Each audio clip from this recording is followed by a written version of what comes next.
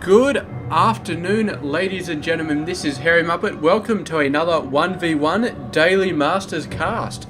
And it is going to be heading over to the North American Premier League for WCS Season 2. And we just got so many games that I picked out here. I was going to go for 10 like I did for Europe. But I'm just like, oh, this game's awesome. Oh, that game's awesome, blah, blah, blah. And before I know it, I was way over 10. So yeah, it's going to be lots of fun getting through all of those. It's going to take at least 2 weeks. But anyway, we're actually going to start off with one of the ones which looked like it was going to be the most epic. Don't leave the epic games to last. Just do them right at the start. And just, yeah, it's going to be awesome. So down the bottom right side, we do have a blue Protoss player, and it is going to be Minigun. Just talking about Minigun a little bit. He is from the United States. Well, you might think it's obvious that he's from the United States because, you know, it's the North American League, but there are some people from other countries. Maybe you don't think it's obvious, maybe it's just me. Anyway, he's from the United States. He plays for the Root Gaming team. And on the WCS, he's not doing too bad. He's got 800 points, so he's ranked number 61. It's not huge, but it's not tiny either. I mean, 800 points, pretty decent. And down the bottom left-hand side, it is going to be Apocalypse. And he is a South Korean player, and he plays for the LVD Gaming or IVD Gaming. I'm really not sure. It's hard to tell because the lowercase l is the same as the capital I. But anyway, he's from a pretty awesome clan. And he is actually right next to Minigun. Yeah, this is a couple. Oh god, I almost called him Apocalypse. He's Apocalypse, yeah, that's right. Yeah, he is very, very close to Minigun, actually. He's number 58 with 825 points, so only 25 points separating these guys, so very, very even matchup here. And yeah, it's going to be pretty freaking awesome. A nice PvT. We haven't seen one of these in a little while, or have we? I feel like our last game may have been PvT. I try and switch it up, and if yesterday's was a PvT, then I do apologize because, yeah. But that's alright, this one's suitably epic, so I'm sure that everybody will be happy watching this game. And so far, it's not going to be much going on. It seems like it's not much is going on. Neither player really going for an early expansion too much. It seems a little bit similar to the I suppose the PvP and the TvT sort of tactics, whereas they don't go for really, really early expansions because the thing is with Zerg players, the Zergs love going for early expansions. They need to go for early expansions. They need to get the hatcheries out so they can get more production, so they can get more queens. It's not just about more mining, it's about more production. They need those hatcheries. So an early expansion, an early 3 base for Zerg is very, very common. It doesn't matter who they're going up against, whether it's Protoss, Terran or Zerg. The Zerg players love to go for that early 3rd base. And because of that, any Terran player or any Protoss player playing off against a Zerg player knows they can go for those early expansions, like starting off at like the 3.5 minute mark. Easy. You don't need to get a Cyber Core before your Nexus. You can get at the Nexus first, then get the Cyber Core because you know your Zerg opponent is going to be macroing all over the place early up, getting those 3 hatcheries. But of course, with the Terran and the Protoss facing off against one of them, it's a different story because there's a lot more early pressure that you can do, and it's okay to do the early pressure because it's not like you have to rush to get that early hatchery, or sorry, to get that early command center or that early Nexus in order to keep your macro going, to keep your army going. You can easily get this second one a little bit later because you're still going to have production buildings. And the amount of army you can get is dependent on these buildings, not so much on your command center, of course.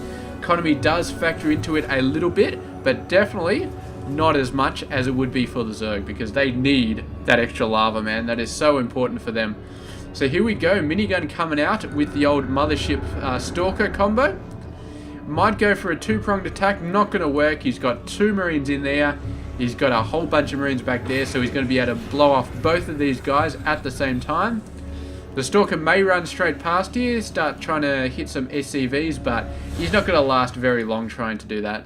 So anyway, Anyway, this guy's just testing the waters, I feel like. Got an Oracle coming out. That will be when the real harassment starts coming out. Putting an Oracle in the back, actually. He's got the Marine sort of out the front at the moment, which is very, very good because it means the Oracle can do all sorts of damage at the back. This SCV, nah, it's not really doing much. Minigun, is he going to press the front when the Oracle comes in? I do not know. He's going to have to use a... Oh, beautiful. Look at this. Beautiful. Absolutely fantastic. Missile turret already up there for Apocalypse. I don't know how he knew this was coming. He may have just built it to see off the mothership core, and if it was just a mothership core he was seeing off, I would say that's probably overcompensating, putting down a missile turret to just combat a mothership core. But man, did it pay off or what? Actually, let's have a look at the vision. Yeah, see, he had no vision that a Stargate was coming up. He did not know this Stargate was up. So how, I don't know, missile turret must have just been a safety move. He had no idea it was really coming out, but he just thought, you know what, I'm going for it. And speaking of going for it, our Protoss player Minigun going for a third base already. It's not crazy early, but that's definitely early. That is definitely early. And that is going to cut down on his army size. If we have a look right now. Ground forces, he's got 4. They're all basic ground units. Whereas Apocalypse, 16 Marines and 1 Marauder. So Apocalypse could quite easy come in here, own all these guys, and start doing some major damage if he so wished. So Minigun is getting the tech up though. He's getting the 3 gateways. He's getting the Colossus out, but all this is going to be a little bit later. And if Apocalypse had moved out, like a minute ago, with all those Marines that he has, he could have done some significant damage. He would have locked down this third base, 100%. He may have pushed in here and done something else. He may have even knocked out that base, but that would have taken a bit of luck. The Stalkers, oh, this SCV, man, goes down. And now the forces are going to start to come out to secure this third base. Salvaging both of those bunkers, very nice move. Is he going to continue to press on, or is he just going to be sitting out here? I do not know. They're both playing pretty safe, pretty sort of saving their own asses, getting their own macro up and running. He does not know about the third base though, so he's Apocalypse is not playing catch up to Minigun. He wants to get his own base out that early. But it's still not as early as Minigun got it out. So it's going to be very, very interesting. The units tab, Minigun is catching up a little bit. Got his Colossus out now. A couple more Stalkers and Sentries. But I still don't feel like he's, I don't know. If those Marauders get stuck into the Colossus, that's going to be all sorts of bad news. But he knows about the Colossus now. And half of his army is actually staying back to defend. More than half of his army. Waiting for those medevacs. So we could be seeing some drop action going on, actually. This Oracle, is this? I don't feel like that's not the same Oracle as before. Maybe it is, I do not know, but if we have a look at the units lost, yeah, not quite up to date. We're casting a whole lot of replays from a whole bunch of time periods, and sometimes they've got it, and sometimes they don't. So we just have to deal with it. Bunch of Phoenix coming in, hoping to snipe off God knows what, but they cannot go anywhere near those Marines. He's actually got vision here of these guys because of this little flickery thingy-bob. The vision isn't too large. And here we go, bunch of Phoenix coming in. The Oracle coming in as well, but it can't really hit that much. Killed off the guys mining the gas there, so that's pretty nice. Phoenix coming around, harassing some Vikings actually. This might be some nice opportunity to take those out, but some Marines coming out. And they're stimming, they're running. Oh, Phoenix just gets taken out. Oracle going for a bit of a hit. He hasn't got any more kills though. He's got 8, but that's 8 worker kills, I believe. So that's pretty awesome. 1 Marine just scouting out in the middle of nowhere, doesn't really do much damage. But 3 Colossus out for Minigun, and he really needs to start working on the gateway tech though. He's got 4, he's building 3 more, so that's good. He really needs to get out those ground units to protect his Colossus, because right now he is so top heavy it's not even funny. And he just does not have the forces to protect these Colossus. So if Apocalypse were to run in right now, just a ton of Marauders start sniping at Colossus, that would be absolutely apocalyptic. It would be absolutely awesome. But I don't think Apocalypse is going to do that. He's too busy trying to kill this Oracle. There we go, the Oracle finally goes down. Killed a lot of workers though, so that's pretty nice. And now all the threats are gone, and Apocalypse can think about moving out. Where's his army? He's just finished 1-1. Actually, he's finished 2-1. Wow, that's a very, very fast weapons upgrade for Apocalypse. So he's definitely doing an awesome job. He's not getting level 3 yet though, but yeah, that's fine. That's fine. Minigun getting 1-1. If he's waiting to move out before he gets 1-1, then he is going to be in a lot of trouble because he really, really needs those ground forces. Has he got Zealot legs on the way? He's just getting a Twilight Council out now. So that's the other bit of tech he hasn't got yet. He's probably thinking about Zealot legs. He may be thinking about High Templar as well. This one Zealot, man, owned. Totally owned right there. And this is going to be interesting because we've got a ton of Colossus, 5 Colossus, but we've got a ton of Vikings as well. That is about 7, 8 Vikings. And yeah, I mean he's got his Phoenix fleet though, so the Phoenix fleet is going to have to be able to deal with the Vikings. And I feel like they probably can, but it's going to be interesting. It's going to be very, very interesting. There's level 3 weapons, and both players not quite that enthusiastic about sort of jumping in there and having a crack. But he's got to have a crack sooner or later because, yeah, I mean, Minigun's going for a 4th base. His economy is just going to be through the roof. He's 5 workers ahead. And this one Stalker is just going to go nuts on all these guys. And the Zealot's going to help out as well. And I love how they just get swiped in 2, man. I mean, if you got enough strength to swipe a guy in 2, why does it take you bloody 15 hits before you can do it? It's like the first 14 hits you gave him just sort of missed. And then he absorbed the impact. He's like, yeah, I can take the first 14 hits, but the 15 hit chops him in half. I mean, does that make any sense at all? Any sense? I feel like it doesn't. There we go, Zealot legs, at least that's coming out. Bunch of upgrades, bunch of High Templar. They're just morphing into Archons though, so he's not going for Storms as of yet. He's continuing to push out the Phoenix though, so he is definitely going to be jumping into the Phoenix for the Viking counter. I feel like that is his play, the Phoenix taking out the Vikings.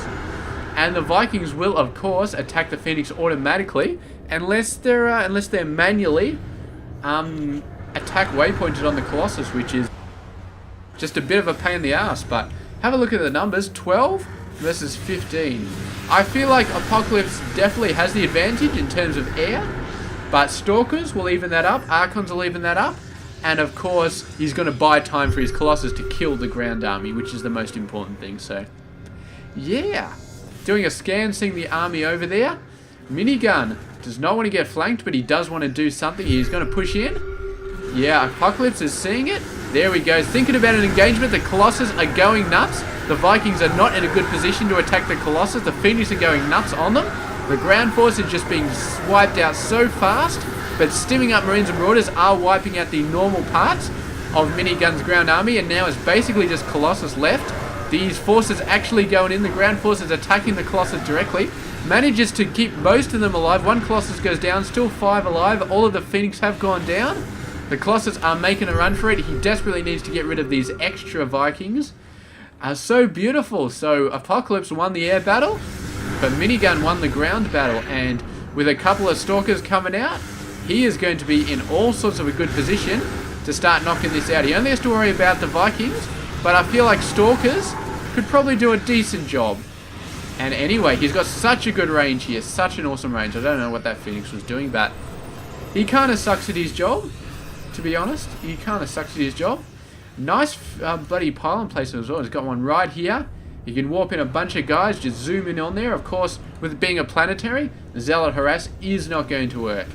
So, very unfortunate, but yeah, Apocalypse is getting his army up once again. Scouting Factory, that is going to go down in a Tower of Flames very, very soon. But, yeah, not much you can do about that.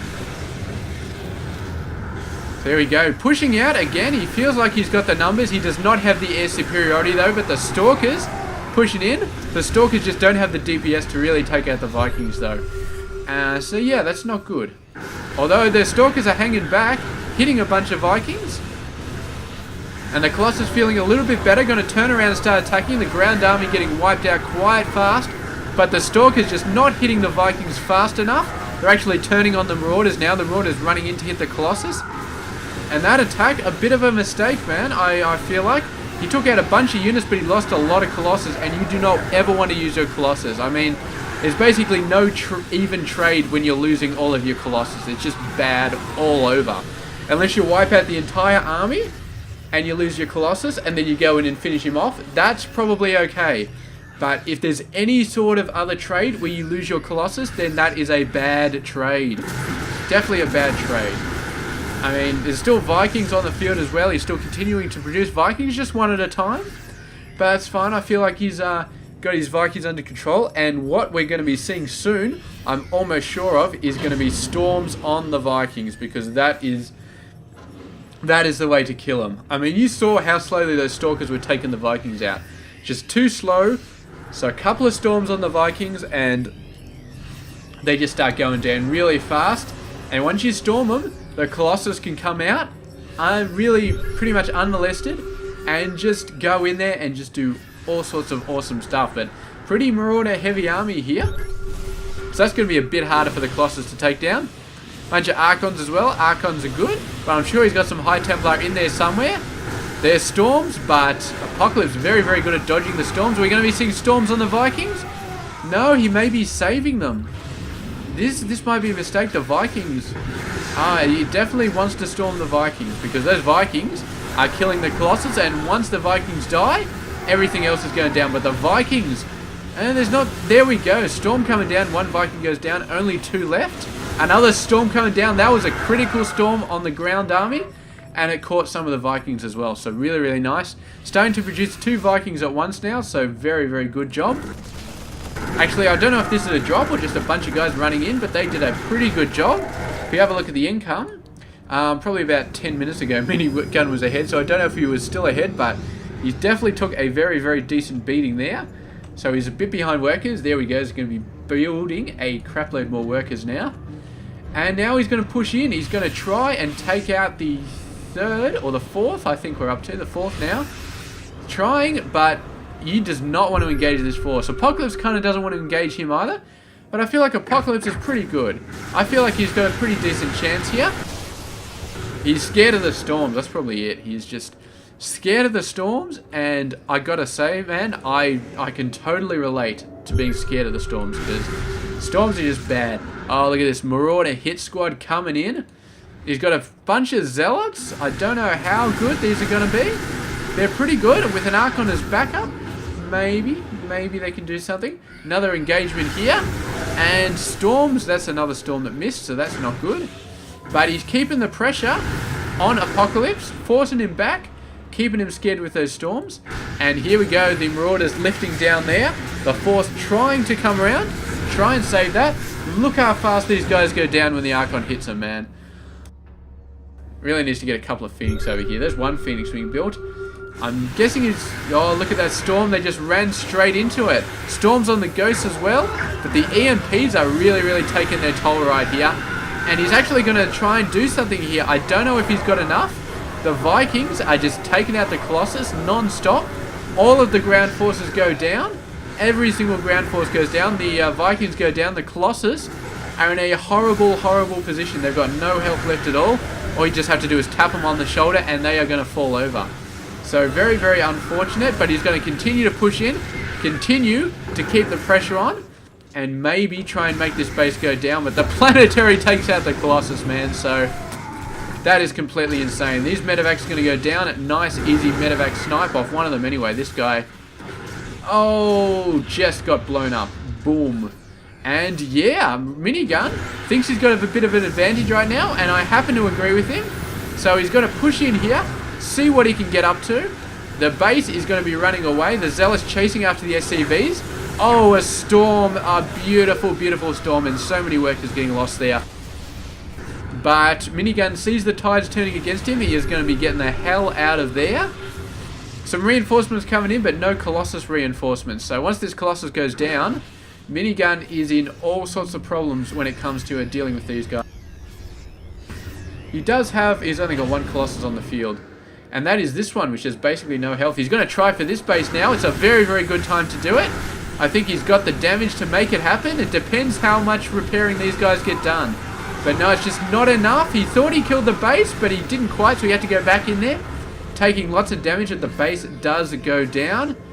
However, there's another base over there. It's actually on fire, so that's probably not good. But Apocalypse still has bases. He's got this base, he's got this base. So he's still got 4 bases, and he's actually moved this base somewhere, so that's probably one of them. I'm mining off 3 bases, not bad. Meanwhile, Minigun really mining all over the place. He's actually mined this one out. He's got to start mining on this one, and he's got to get this one down, or this one down fairly soon. So it looks like these guys are just going to take over every single base on the entire map. Here we go, Minigun coming in, still with the one Colossus. Where's that other Colossus he was building? There it is, back there. So the Storms are doing a great job. He'd love to take out this base once again, but it's just going to get lifted up, and he's got very little DPS to attack air. So that would be bad. But yeah, Apocalypse keeping it pretty well done up. Bunch of these guys coming in. The Zealots should be able to take care of them, hopefully. Another major engagement here. The Storms are doing so much good damage. The Vikings coming in, storming them. Thank God there's no friendly damage on Storms, because that would have just been suicide right there. But here we go. The Colossus doing a great job knocking these guys down, although the Moron has managed to take out a Colossus. Fan-freaking-tastic. If only the Colossus were fast enough, they wouldn't be in this situation. And here we go. A nice little bit of micro here, but Apocalypse, yeah, he's got other things to worry about. Another one, man. Right, they like going right for the waist, and the top just plop. It's just like plop. Just the whole thing bounces off. It's freaking insane. Alright, so here goes all the workers, and this base is suddenly 1,000,000 times more important than it was a minute ago. So all the attacks that Apocalypse does up there, if he really puts the pressure on and takes it out, then basically Minigun will just have this base, and that's it. And that would be bad, because at least Apocalypse has 2 bases, or 1.5. This is like half a base.